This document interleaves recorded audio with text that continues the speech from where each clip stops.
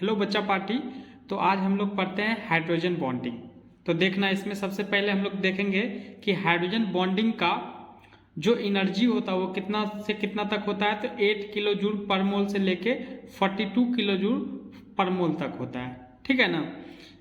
अब उसके बाद देखो हाइड्रोजन बॉन्डिंग होता क्या, उसके बारे में देख लो। तो यहाँ पे देख सकते हो ये क्या है, it is attractive force between covalently bonded hydrogen atom of one molecule and an electronegative element। मतलब कहने का क्या मतलब है कि हाइड्रोजन एटम किसी दूसरे एटम के साथ कोवलेंट बॉन्ड बना रहा है, एक तो वो चीज हो गया। दूसरा क्या होता है, जो electronegative element fluorine oxygen nitrogen है उसके साथ क्या हो जाएगा बताओ, एट्रैक्टिव फोर्स होगा, ठीक है ना। तो उसको हम लोग क्या बोलेंगे, हाइड्रोजन बॉन्डिंग बोलेंगे, ठीक है। अब देख सकते हो यहाँ पे क्लोरीन, यहाँ पे देख सकते हो फ्लोरीन ऑक्सीजन नाइट्रोजन, ये सब में क्या होता है, एटॉमिक साइज क्या होता है, कम होता है। लेकिन क्लोरीन के केस में क्या होता है, एटॉमिक साइज ज्यादा होता है, ठीक है ना। क्लोरीन के केस में एटॉमिक साइज क्या होता है, ज्यादा होता है। और ये तीनों के केस में एटॉमिक साइज क्या होता है, कम होता है, इसलिए यहाँ पे अट्रैक्शन होता है।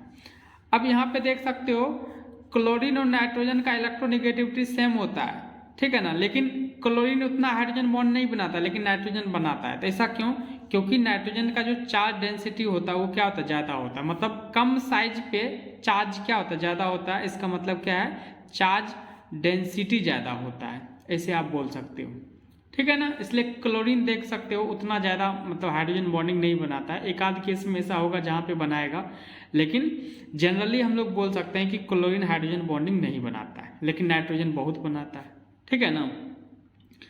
अब उसके बाद देख सकते हो हाइड्रोजन बॉन्डिंग किस में होता है, तो आयनिक कंपाउंड में नहीं हो सकता है, ठीक है ना। आयनिक कंपाउंड में ये नहीं फॉर्म करता है, तो कोवलेंट बॉन्ड में ये करता है। सेकेंड पॉइंट देख सकते हो यहाँ पे hydrogen bond forms in polar covalent bond. Hydrogen bond कहाँ पे बनता है, तो पोलर कोवलेंट कंपाउंड या बॉन्ड जो भी बोल सकते हो वहां पे बनता है, ठीक है ना। पोलर कोवलेंट कंपाउंड में बनेगा। अब उसके बाद यहाँ पे देखो मैंने बोला था कि कुछ स्पेशल केस होता है, in some cases chlorine and carbon also show hydrogen bonding. मतलब कुछ स्पेशल केस होगा जहाँ पे क्लोरीन और कार्बन क्या हो जाएगा बताओ, हाइड्रोजन बॉन्डिंग शो करेगा, ठीक है ना। चलो नेक्स्ट चलते हैं। यहाँ पे देख सकते हो स्ट्रेंथ ऑफ हाइड्रोजन बॉन्ड पे चलते हैं, और ये पार्ट इंपॉर्टेंट है आपका, ये पार्ट क्या आपका इंपॉर्टेंट है। तो यहाँ पे देख सकते हो hydrogen bonds are found to be stronger when fluorine is involve. Hydrogen bond कब स्ट्रॉन्गर होता है, जब फ्लोरीन आएगा, ठीक है ना, उसके केस में हाइड्रोजन बॉन्डिंग स्ट्रॉन्गर होगा। अब सेकंड देख सकते हो but in case of oxygen and nitrogen atoms, यहाँ पे देखना अच्छे से समझना। यहाँ पे ले लेते एक कोई एक एटम है जो हाइड्रोजन के साथ क्या बना रहा है, कोवलेंट बॉन्ड बना रहा है, और ये हाइड्रोजन कोई बी एक एटम है उसके साथ ये अट्रैक्टिव फोर्स बना रहा है। जैसे कि यहाँ पे देखो मैंने बोला था कि हाइड्रोजन किसी एटम के साथ कोवलेंट बॉन्ड बनाता है, जो कि यहाँ पे ए के साथ बना रहा है, देख सकते हो, ठीक है ना। अब उसके बाद हाइड्रोजन क्या करेगा, दूसरे electronegative element fluorine oxygen nitrogen के साथ क्या करेगा, अट्रैक्टिव फोर्स शो करेगा। तो यहाँ पे शो कर रहा है अट्रैक्टिव फोर्स, देख सकते हो, ठीक है ना। तो यहाँ पे आपका यहाँ पे एक चीज लिखा हुआ रहता है कि अगर आपका ए और बी फ्लोरीन है, अगर आपका ए और बी फ्लोरीन है तो हाइड्रोजन बॉन्ड का स्ट्रेंथ क्या होगा, सबसे ज्यादा होगा। ए और बी अगर फ्लोरीन है तो हाइड्रोजन बॉन्ड का स्ट्रेंथ क्या होगा, सबसे ज्यादा होगा, ठीक है ना। अब देखो अगर ऑक्सीजन और नाइट्रोजन रहेगा तो क्या होगा, तो यहाँ पे देख सकते हो अगर आपका ए पार्ट में ऑक्सीजन है रादर देन की नाइट्रोजन, तो यहाँ पे हाइड्रोजन बॉन्ड का स्ट्रेंथ क्या होगा, ज्यादा होगा, क्योंकि हम लोग क्या पढ़ रहे हैं, स्ट्रेंथ ऑफ हाइड्रोजन बॉन्ड पढ़ रहे हैं, ठीक है ना। तो ए में क्या होना चाहिए, अगर ऑक्सीजन और नाइट्रोजन की बात करें तो ए में अगर ऑक्सीजन आए तो वो ज्यादा अच्छी बात है, ठीक है ना। बी में क्या होना चाहिए, तो नाइट्रोजन होना चाहिए, ऑक्सीजन नहीं होना चाहिए, ठीक है ना। तो ए के लिए ऑक्सीजन अच्छा चीज है और बी के लिए नाइट्रोजन अच्छा चीज है, ठीक है ना। तो एक ये चीज भी ध्यान रखना। अब उसके बाद एक बॉन्ड लेंथ रहता है, बॉन्ड लेंथ वाला भी क्वेश्चन पूछ सकता है आपसे कि यहाँ पे ए एच के साथ एक्स बॉन्ड लेंथ इसका है और एच बी के साथ वाई बना रहा है, ठीक है ना। तो यहाँ पे देख सकते हो जो बॉन्ड लेंथ होगा वो तुम्हारा क्या जाएगा, वाई ग्रेटर देन एक्स होगा। मतलब वाई का बॉन्ड लेंथ क्या होता है, ज्यादा होता है, क्योंकि यहाँ पे अट्रैक्टिव फोर्स होता है इसलिए। अब उसके बाद देखो एक अच्छा सा क्वेश्चन यहाँ पे देख सकते हो, कंपेयर हाइड्रोजन बॉन्ड स्ट्रेंथ। यहाँ पे देख सकते हो हाइड्रोजन बॉन्ड स्ट्रेंथ का क्वेश्चन, ठीक है ना। तो यहाँ पे देख सकते हो ए में ये है, बी ये दिया हुआ, सी दिया हुआ, डी दिया हुआ, ठीक है ना। तो मैंने क्या बोला था, मैंने बोला था कि ए और बी अगर फ्लोरीन होगा तो हाइड्रोजन बॉन्ड का स्ट्रेंथ सबसे ज़्यादा होगा, तो इसमें फ्लोरीन तो है ही नहीं। उसके बाद दूसरा पॉइंट क्या मैंने बोला था, ए अगर ऑक्सीजन हो तो हाइड्रोजन बॉन्ड का स्ट्रेंथ ज़्यादा होगा, बी में नाइट्रोजन हो, ठीक है ना। तो ए में देखो ऑक्सीजन होना चाहिए, तो ऑक्सीजन किस किस में है बता, ए ऑप्शन में है और बी ऑप्शन में है, ठीक है ना। सी और डी में तो नाइट्रोजन है ना, सी और डी में तो नाइट्रोजन है, तो इसमें ए और बी में किसी एक का ज़्यादा होगा, ठीक है ना, स्ट्रेंथ ज़्यादा होगा। अब इसमें भी देखेंगे बी में क्या होना चाहिए, नाइट्रोजन ज़्यादा मतलब अच्छा माना जाता है, ठीक है ना। तो बी में देखो यहाँ ऑक्सीजन है, यहाँ पे क्या नाइट्रोजन है, तो यहाँ तो भाई बहुत फायदा है, बल्ले बल्ले एक तरह से समझ सकते हो। ए के केस में ऑक्सीजन, बी के केस में नाइट्रोजन, तो बी का स्ट्रेंथ क्या होगा, सबसे ज़्यादा होगा।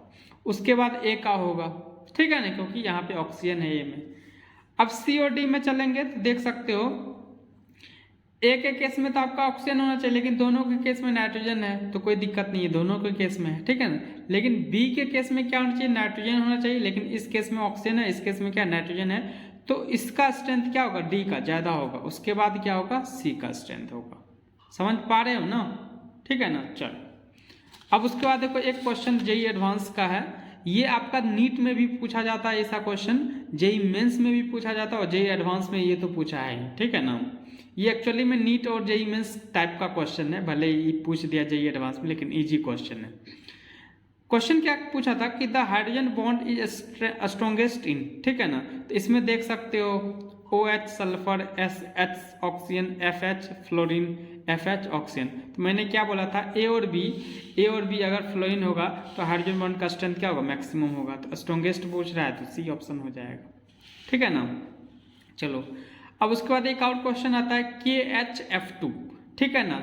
इसमें क्वेश्चन क्या पूछता है, तो बॉन्ड लेंथ वाला पूछता है। तो यहाँ पे देख सकते हो K प्लस और HF2 को कैसे तोड़ेंगे, तो F माइनस में और HF में, ठीक है ना। अब इसका बॉन्ड लेंथ y मान लेते हैं, इसका बॉन्ड लेंथ x मान लेते हैं। अब देखो एक्सपेरिमेंटली क्या देखा गया, एक्सपेरिमेंटली ये देखा गया है कि ये इसमें बॉन्ड लेंथ क्या होता है, इक्वल होता है। बॉन्ड लेंथ क्या होता है, इक्वल होता है, तो ये भी आपको ध्यान रखना है। और ये जो बॉन्ड स्ट्रेंथ होता है ना, यहाँ पे जो H और F माइनस के बीच जो अट्रैक्टिव फोर्स होता है, इसका जो स्ट्रेंथ होगा वो किसके जैसा होता है, कोवलेंट बॉन्ड जैसा होता है, इतना पावरफुल होता है। वैसे देख सकते हो हाइड्रोजन बॉन्ड का स्ट्रेंथ 8 किलो जूल से 42 किलो जूल है, लेकिन यहाँ पे क्या होता है, KHF2 के टर्म्स में हाइड्रोजन बॉन्ड का जो स्ट्रेंथ होता है वो कोवलेंट बॉन्ड जैसा होता है, ठीक है ना। तो ये भी आपको ध्यान रखना पड़ेगा। चलो अब उसके बाद हम लोग चलते हैं बच्चों टाइप्स ऑफ हाइड्रोजन बॉन्डिंग पे, ठीक है ना। तो यहाँ पे चलते हैं टाइप्स ऑफ हाइड्रोजन बॉन्डिंग पे। तो यहाँ पे बच्चों आप देख सकते हो कि हाइड्रोजन बॉन्डिंग का दो टाइप होता है, एक इंटरमॉलिक्यूलर हाइड्रोजन बॉन्डिंग होता है और एक इंट्रामॉलिक्यूलर हाइड्रोजन बॉन्डिंग होता है। तो देख सकते हो इंटरमॉलिक्यूलर हाइड्रोजन बॉन्डिंग क्या होता है, तो ये देख सकते हो it is formed between two same और डिफरेंट स्पेसीज। ये जो इंटरमॉलिक्यूलर हाइड्रोजन बॉन्डिंग होता है ये दो सेम या डिफरेंट स्पेसीज के बीच ये बनता है। जैसे H2O लिक्विड के केस में देख सकते हैं H2O का स्ट्रक्चर क्या होता है, OH, तो H पे यहाँ पे क्या देगा, डेल्टा पॉजिटिव, O पे डेल्टा माइनस, फिर यहाँ पे एक H2O मॉलिक्यूल है, यहाँ पे एक H2O मॉलिक्यूल है।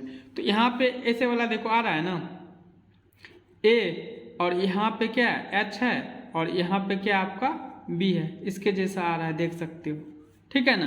तो यहाँ पे A H और ये आपका क्या होगा B होगा। तो यहाँ पे देख सकते हो डेल्टा प्लस होगा, H है, और यहाँ पे क्या आ जाएगा डेल्टा माइनस, तो यहाँ पे क्या होगा अट्रैक्शन होगा, तो हाइड्रोजन बॉन्डिंग दिखाएगा।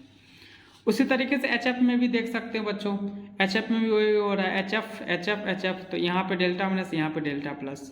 तो यहाँ पे देखो दो सेम मॉलिक्यूल चल रहा है, ठीक है ना, टू सेम एटम या डिफरेंट स्पीसीज के बीच हो सकता है। अब तीसरा देख सकते हो अल्कोहल और H2O। तो अल्कोहल क्या था, ROH होता है, ROH और H2O। तो यहाँ पे देख सकते हो दो डिफरेंट स्पेसीज, तो दो सेम स्पेसीज के बीच भी हो सकता है, दो डिफरेंट स्पेसीज के बीच भी हो सकता है। अब उसके बाद बच्चों देख सकते हो CH3COOH इन वेपर फेज। तो यहाँ पे एसिटिक एसिड है, तो वेपर फेज में ये डायमर के फॉर्म में एग्जिस्ट करता है। तो यहाँ पे इसका स्ट्रक्चर देखोगे CH3C OH, यहाँ पे भी देखो CH3C OH। इसको हम लोग ऐसे लिखेंगे ताकि हाइड्रोजन और ऑक्सीजन मिल जाए। तो यहाँ पे देख सकते हो हाइड्रोजन है और यहाँ पे क्या ऑक्सीजन है, तो अट्रैक्शन होगा। यहाँ पे देख सकते हो CH3C में यहाँ हाइड्रोजन है और यहाँ पे देख सकते हो ऑक्सीजन है, तो इसके बीच थोड़ा अट्रैक्शन होगा, ठीक है ना। तो ये देख सकते हो एक तरह से ये मतलब साइक्लिक रिंग जैसा बन रहा है। तो यहाँ पे क्या है बताओ, हाइड्रोजन बॉन्डिंग, क्योंकि हाइड्रोजन है और क्या है ऑक्सीजन है, ठीक है ना। अब चलते हैं बच्चों इंट्रामोलिकुलर हाइड्रोजन बॉन्डिंग पे। तो ये क्या होता है, it is form with in A molecule.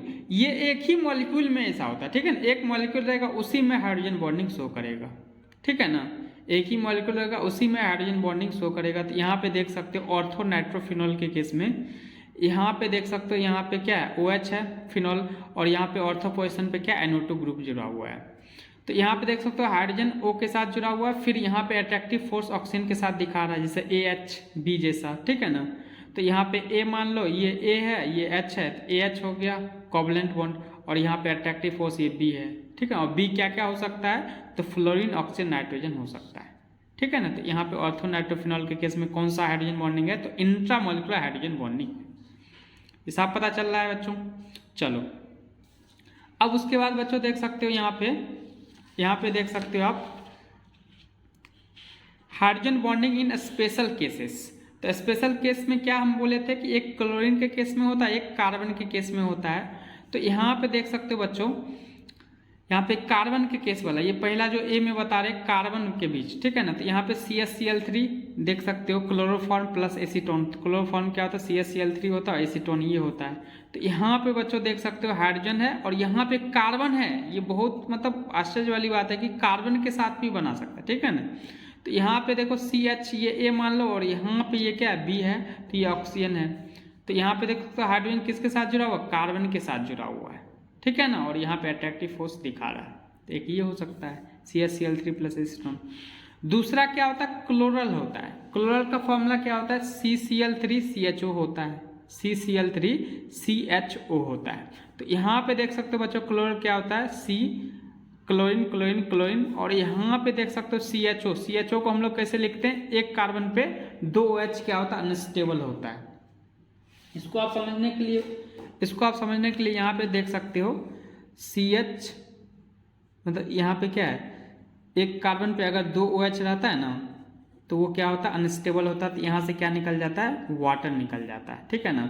OH यहाँ से, एक H यहाँ से, तो यहाँ पे क्या आ जाएगा, C डबल बॉन्डो H हो जाएगा, क्योंकि एक ऑक्सीजन बच जाएगा, ठीक है ना। तो इस तरीके से आता है।